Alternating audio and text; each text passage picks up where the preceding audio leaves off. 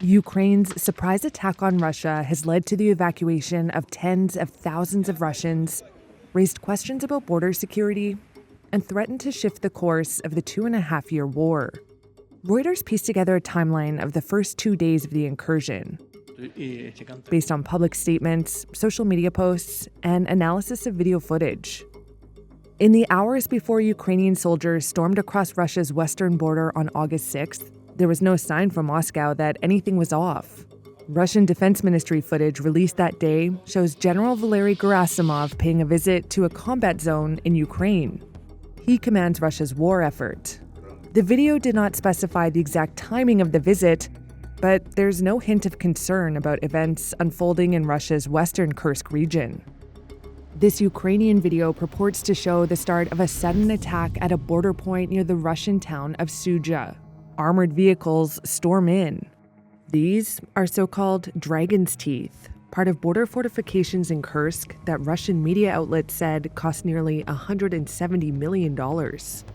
According to a post last year from an organization created by Ukrainian Special Operations Forces, nearly all of the Kursk border strongholds had been deserted. The post cited corruption as a factor. Regular Russian troops, FSB border forces, and the National Guard all share responsibility for defending the border. Brady Afric is a U.S. analyst that maps Russian defenses. In Kursk region, Russians' fortifications in this area tended to have fewer anti-vehicle ditches, fewer obstacles, and fewer fighting positions when compared to positions in occupied southern Ukraine. It was likely easier for Ukrainian forces to progress around and through Russia's fortifications in the region, especially if they were manned by fewer or poorly trained personnel. In Russia, panic is spreading. Videos obtained by Reuters show fighter jets flying overhead near Sudzha. In town, a man films damage to buildings. Alexei Smirnov is the acting regional governor in Kursk and has been in the job for only a few months. On social media, he tells people to take shelter and issues missile warnings. On a community channel, one commenter asks, "Where are the shelters in Sudzha?" Reuters made multiple attempts to contact residents through social media, but they were ignored or blocked. For the first day of the incursion, Russian President Vladimir Putin remained silent. The first public remarks on Kursk came the next day, August 7th. Putin called it a large-scale provocation from Kyiv. Military Chief Gerasimov says Russian forces, quote, stopped a force of up to 1,000 Ukrainian soldiers.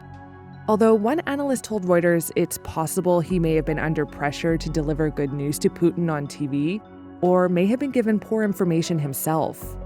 For his part, acting Governor Smirnov issued false reassurances, saying Russian soldiers and FSB border guards prevented a border breach. Those statements would quickly be disproved by events on the ground. Ukraine has not said much about the planning of the attack. The Russian Defense Ministry did not reply to requests for comment, and Ukraine's armed forces declined to comment about ongoing operations. Kyiv has said its aim is to carve out a buffer zone and wear down Russia's war machine. President Volodymyr Zelensky acknowledged fighting in Kursk for the first time on August 10th, characterizing it as restoring justice and ensuring necessary pressure on its aggressor. Ukraine says it has seized over 90 settlements in an area covering nearly 500 square miles.